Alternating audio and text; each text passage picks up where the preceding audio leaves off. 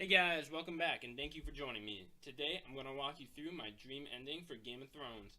I know you probably have a good idea of where this is going if you saw my last video, link in the description, be sure to check it out. But I want to flesh that out in a lot more detail today. So what I'm going to do is pick up where episode 4 left off and break down how I think the show should go from there. I was planning on doing this starting from the end of episode 3, but I didn't get this out in time. So I've decided to make a few adjustments from what I originally had planned based on what occurred in episode 4. Of course, I'm talking about the two events that almost everyone is struggling to understand and of course, talking a great deal about. First, dragons are no longer the invincible killing machines we saw in Season 6 and 7. Recall that in Season 7, Drogon was only able to be hit when he was quite close to the ballista and flying straight at it, and when he was hit, it caused him to jerk and heave, but ultimately he was totally okay. You could tell that the shot didn't do much damage because it appeared to have only penetrated about a fifth of its length, and Dany was even able to pull it out on her own. Rhaegal, though, was sniped from what must have been hundreds of yards away, at least 3 times the distance that Drogon was when Bronn hit him, all while moving relatively perpendicular to the ballistae firing at him. When he was first hit, he did almost nothing in response, just a slight jerk, and then he was hit twice more before he fell. From this, we can basically assume that the writers are telling us that the ballistae that was ineffective before and could barely penetrate a dragon's scale even at close range are now the ultimate anti-dragon machine.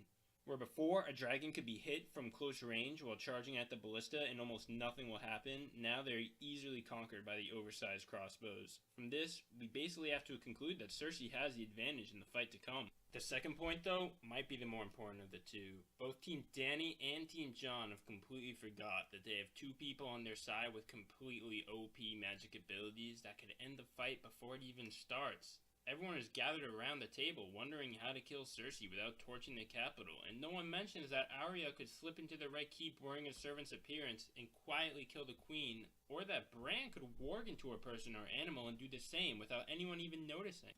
Maybe they just didn't want to show off to everyone that they're walking plot devices that no one else can keep up with. Or maybe Arya's brain damage from episode 3 is a bit worse than we've suspected. But oh well, I guess the world may never know. Anyways, let's get into the what if. We pick up with Daenerys walking the long road back to Dragonstone, the image of Missandei's execution fresh in her mind.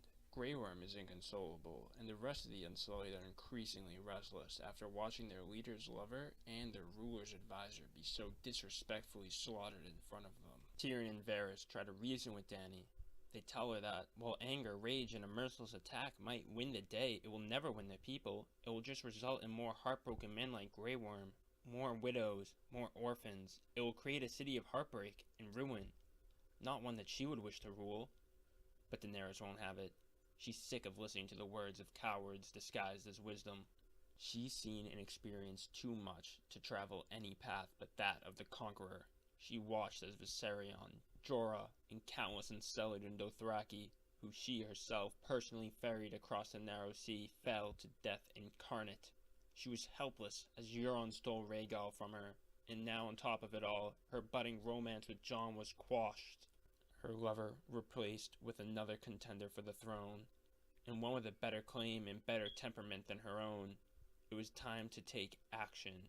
It was time to seize her birthright and finish the journey she started years ago on the plains of the Great Grass Sea. Looking at the situation, Daenerys knows that she's been backed into a corner. But she's not afraid. Far from it. She's been here many times before. When Drogo died and she walked into the fire and returned with 3 dragons. When she crossed the Red Waste. When she killed the Khals and united her Khalasar Vaes Dothrak. And when she quashed the rebellion of the Harpies, securing Essos as her own. She knows how to turn obstacles like this to her benefit, with blood and fire. It's obvious what she must do. When Jon arrives at Dragonstone, they consolidate their armies and prepare to march on King's Landing. She will be assaulting a heavily fortified city, while heartily outnumbered. The odds will be against her. To succeed, her plan must be brilliant. After her fight in the north, Daenerys and Jon's consolidated troops likely number around 30,000. Cersei, meanwhile, has 20,000 from the Golden Company, 1,000 ships from the Ironborn, and the Lannister regular armies as well, likely totaling over 50,000 men. Daenerys arrives outside of King's Landing and stations some 30,000 men and 5 trebuchets outside of the range of the ballistae. These forces are led by Jon and the minor lords of the north in the Vale, and will be responsible for the entire ground assault. Taking advantage of the capital's replacement of anti-infantry weaponry with anti-dragon weaponry, Daenerys begins her siege by targeting the ballistae with a trebuchet volley. Because of her haste in rushing towards the city, resources are scarce, and trebuchet volleys are limited. 2 volleys are sent off to start the fight, sending the battlements into a massive confusion. Soldiers blindly fleeing for their lives amongst the shattered stones and flames as officers try in vain to restore order. As the soldiers scramble to regroup, Daenerys soars in with Drogon, reducing many of the ballistae on the front wall to ashes. With the Lannister army disorganized, the armies of Daenerys make for the city. The screams of the Khalasar and the crescendo of rapidly approaching hoofbeats strike fear into the Lannister forces. But when all seems lost for the men on the front, the Golden Company seizes control and prepares for the assault. Drogon quickly retreats from the organized volley of ballistae bolts making for him and makes for the seas behind the castle, where a naval battle is just beginning. The scene cuts to Arya and the Hound, already within King's Landing, hiding amongst the common folk. The eruption of the first trebuchet volley startles the loitering pair, who quickly rush outside from their camped refuge to survey the situation. The siege has begun. The pair rushes to the castle to begin their planned assassination of the queen. The Hound, intimately familiar with the castle's defenses, brings Arya to a seldom-used entrance that is comparatively lightly guarded by 4 men. Arya approaches the guards, feigning injury and pleading for help, while the Hound remains out of view nearby. When she's close enough, she quickly dispatches one guard, sliding needle through his throat as blood leaks out, and then moves towards another. The Hound leaps from around the corner, and the two make short work of the remaining guards. Moving quickly, the Hound dons the ill-fitting garb of the largest former guardsman before the pair stuffs the bodies in a nearby alley. They then head into the keep. Meanwhile, the war begins to rage at sea. Yara's iron-born fleet is severely outnumbered by Eurons, but must boldly combat them all the same. If they can cut off Euron's head, the rest will burn beneath Drogon's flames. Without ballistae or trebuchets, Yara has no choice but to try and close the distance between her and Euron's ship and board it. As Yara's fleet enters into range of the ballistae, Drogon emerges before any serious damage can be done. He distracts the ballistae and roasts Euron's ships, evening the scales. Ballistae are difficult and time-consuming to make, so only the 11 ships from Episode 4 are equipped with it. Under fire from Drogon, Yara's fleet boards 5 of these ships, including Euron's ship, which, as always, is leading the pack.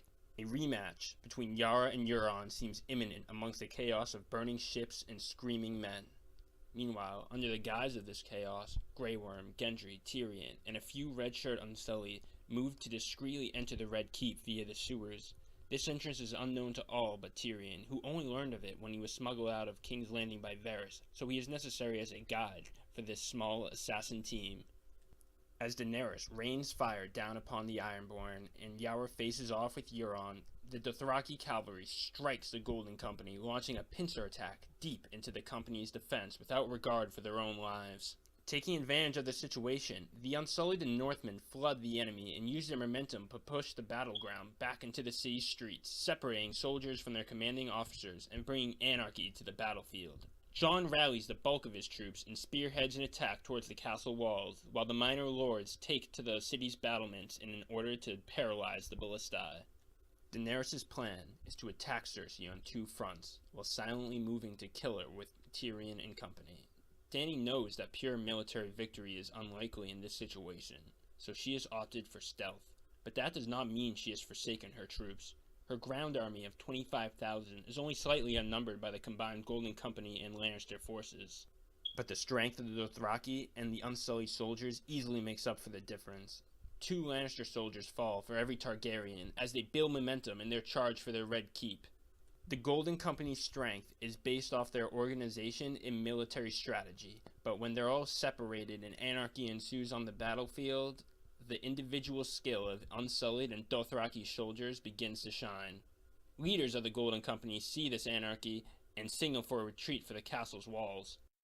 Though experienced with facing the Unsullied and the Dothraki, they have seldom had to defend cities in the past, and never against a well-coordinated assault featuring both of Essos' most lethal warriors. They hope to close the attacking army out, and then hit them with a barrage of arrows and bolts to thin their numbers from behind the safety of the castle walls. Seeing the retreat, the morale of Daenerys' troops surges. Jon and minor lords like Bronzeyon Royce and Robert Glover lead a feverish chase of the retreating Golden Company men, cutting them down with their backs turned as they make for the castle walls. Lannister ballistae sit idle or destroyed as the other minor lords continue to assault the walls of King's Landing, desperately attempting to finish their task before their queen returns. The scene cuts to Qyburn and Cersei, observing the pitiful retreat from high in the Red Keep. Qyburn remarks that the Golden Company seems to have underestimated how difficult it is to maintain order amongst their forces in a dense city. Perhaps they are too accustomed to fighting on the attacking side, he remarks. It seems that, without proper organization, the individual skills of the Unsullied and Dothraki warriors shines too brightly. With their casualties mounting, Cersei suggests that it's time to employ more drastic measures. Qyburn grins. A most shrewd idea, my queen. He signals for an attendant, leans into him, and whispers his directives. The attendant scurries off, leaving behind a smirking Qyburn and an increasingly irritated Cersei. Back in the castle, Arya and the Hound discreetly slink through the halls in search of the queen. Because the Hound is familiar with the layout of the castle, Arya begrudgingly allows him the lead.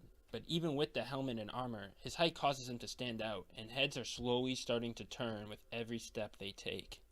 Arya remains hidden, following close behind Clegane, not wanting to stand out. After all the other women and servants are obligated to hide during the siege. As they descend the stairs leading to the Queen's chamber, the Hound is suddenly accosted by two running guards. The pair is unfamiliar with the Hound and treat him skeptically. Surely they would recognize a man of his stature. They demand his name and commander, and ask why he's inside the castle instead of on the battlefield where they could put his size to good use. The Hound declares that he has an urgent message for the Queen, when suddenly a blade emerges through one's throat, and he crumples to the ground while his life pours out of him. As the other guard turns to meet the threat, Arya pokes through his throat too. Their cover now blown, the two break off in a sprint towards Cersei's rooms. Meanwhile, Grey Worm, Gendry, Tyrion, and the three red-shirt Unsullied emerge from the sewers in the cellars of the Red Keep.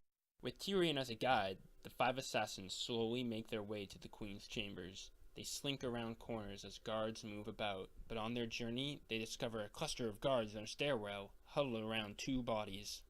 It would take too long to turn around and find a new way to the top. No one knows how the battle outside is faring. The group has no choice but to engage. Tyrion takes the lead, felling a guard with his crossbow, while Gendry, Grey Worm, and the Unsullied charge towards the enemy. The clang of steel meeting steel reverberates through the castle. The element of surprise is now forever lost. Tyrion and crew eliminate the remaining guards, and sprint up the stairs to the Queen's chambers, not too far behind Arya and the Hound. Meanwhile on the seas, Yara and Euron are deep in their scuffle. Between the ships boarded by Yara and those burnt by Drogon, hardly any ballistae remain in operation. It's clear that Euron's fleet will lose this engagement, but Yara's probably won't survive it either. As Daenerys and Drogon work to bring back memories of Slaver's Bay, Yara and Euron fight toe-to-toe amongst the carnage. Soon, all of Yara's crew has fallen to the elite soldiers on Euron's personal ship. They circle around her to watch her fall to their captain's blade. Swords clash. Euron punches her eye, knocking her to her back. Seeing her surrounded on the ground, Euron swaggers over to her, assured in his victory over his troublesome niece. As he stands over her, he only stares a moment before plunging his blade into her chest. Yara quickly brings up her sword to deflect this blow, but only succeeds in redirecting it, buying precious seconds to dive her sword into Euron's side. The crafty pirate, though, sees this coming and easily dodges. He stands above her, laughing, as his ship suddenly bursts into a ball of flame. Daenerys had spotted Euron fighting Yara amidst the chaos and, seeing yet another comrade fall, moved to secure vengeance against the man who killed her child. Diving in to kill him, she neglected the few operable ballistae, and while she avenged Rhaegal, Drogon took a critical hit to the side as he flew stationary, thus wounding him, but not killing him. With Euron dead and Drogon injured, Dany retreats while burning as many ships as she can on the way out. The battle at sea was lost, and Daenerys is now overcome with emotion, a mix of grief and ecstasy. She liked Yara, and had to watch her die. Her naval assault had failed, and Drogon now had a giant bolt sticking out of his chest, bringing back painful memories of Viserion and Rhaegal. But at the same time, the satisfaction of personally eliminating Euron was overwhelming. She could only imagine what it would be like to do the same to that Lannister bitch. As she pulled away from the bay, she entertained thoughts of melting the castle. Outside the Red Keep, the battle rages on. Daenerys' forces can be seen slaughtering the remaining Lannister forces trapped outside the castle's walls. Because of how disjointed the Golden Company's retreat is and how far separated their soldiers are, it is unclear when the gates should be shut. Consequently, Jon and about 1,000 soldiers have slipped through and fight amongst a chaotic scene surrounded by hysterical common folk. Above the hysterical screams of soldiers and common folk alike, a loud thud can be heard as the gates shut. Now separated from the bulk of their forces and surrounded by enemies, Jon screams for his troops to keep pushing for the castle. If they can get inside, they can avoid the arrows and better their odds. Outside the walls, Daenerys' troops find cover while they wait for the ladders to arrive. The battle out there quiets down. Separated from their commander and ineffective, Daenerys' troops outside the castle's walls hastily make to get their siege equipment in place so that they can begin their assault, when suddenly an enormous explosion can be heard. Soon after this follows another, and another. Screams fill the air outside the castle's walls, but they can barely be made out from within as rubble and flaming wildfire rains down from the skies. At least half the city lies in ruin, along with the bulk of Daenerys' soldiers and all of their siege equipment. Jon and the rest of his men turn towards the gate, but can only see the huge plumes of smoke rising beyond it. He furiously rallies his men as they redouble their efforts to push to the castle. They must succeed. There will be no reinforcements, no second chances. Daenerys, meanwhile, soars into view of the city just in time to witness this horror as the fiery spectacle unfolds. Seeing the carnage unhinges Daenerys, who immediately makes for the castle and slowly utters Dracarys and hits the castle with flames hot enough to melt stones, hoping to burn the Mad Queen and turn her castle to a coffin. As she does this, though, a ballista bolt flies by, missing her by about 10 feet and striking the castle. Recalling the dangers below, Dany turns and sees the war unfolding beneath her. She puts her faith in Grey Worm and begins to set alight the castle walls and ballistae as Lannister soldiers blindly dive for cover from the impending fiery death. Jon looks up to see his queen returning hope to the battlefield and shouts to his men, "For Daenerys! For the North!" His men echo this cry and make a feverish push for the gates of the castle. Back inside the castle, Arya and the Hound are making their way towards the Queen's chambers when they hear a disturbance from down the stairs, the rattling of swords and the shouts of dying men. Unsure of its cause, the pair hurry onwards, when suddenly they hear the sounds of footsteps approaching them from the front. They quickly duck into an empty room and wait for them to pass. Before long, they arrive at Cersei's rooms. The Hound kicks down the door, while Arya remains out of sight. Cersei and Qyburn turn to see the Hound standing alone in the doorway and share a chuckle. It was certainly bold of the Hound to work his way to the Queen wearing Lannister armor, but did he really think he could end this war on his own? The Hound replies that he doesn't give a shit about these cunts and their war. He's here for one man and one man only, and stares down his brother, who promptly unsheaths his sword and stands to meet him. Bemused by the spectacle, Cersei orders Gregor to kill his brother, and Clegane Bowl ensues, just as the city outside the window erupts in a burst of green flame. The scene shifts to Jaime running down the halls towards where the disturbance was reported, when a massive explosion is heard. He and his men briefly pause. Jaime fears the worst, but continues to lead his men down the hall until they suddenly find the would-be assassins. Jaime isn't surprised to see Grey Worm or Gendry here, nor the other Unsullied, but his brother is a surprise. The two exchange a tense, if familiar greeting. Jaime states that he cannot spare Tyrion from death any longer, and a battle begins. Tyrion pleads with his brother from the sidelines to forsake Cersei. He explains that the enormous explosion must have been Cersei blowing up the rest of the city like she did the Sept of Baelor. Jaime is unsure of himself and grows concerned as he watches the outnumbered Unsullied redshirts fall. Having lost his concentration, he is unaware as Grey Worm slices at his leg with his spear, dropping Jaime to the ground, and immediately engaging another Lannister behind him. The rest of the Lannisters soon fall. Grey Worm is about to execute the traitor when Tyrion begs him not to. He will do it. The rest of the crew move on ahead to the Queen's rooms. Meanwhile outside, Dany has one thought on her mind, and that is revenge. Her dragon is lighting up enemy, innocent, and friend alike. She cannot lose this battle. Every moment of her life has led to this deciding moment, and the bulk of her army was just decimated in an unthinkably horrible trap. It's clear Cersei is willing to do anything to win this struggle, and Daenerys must be willing to do the same.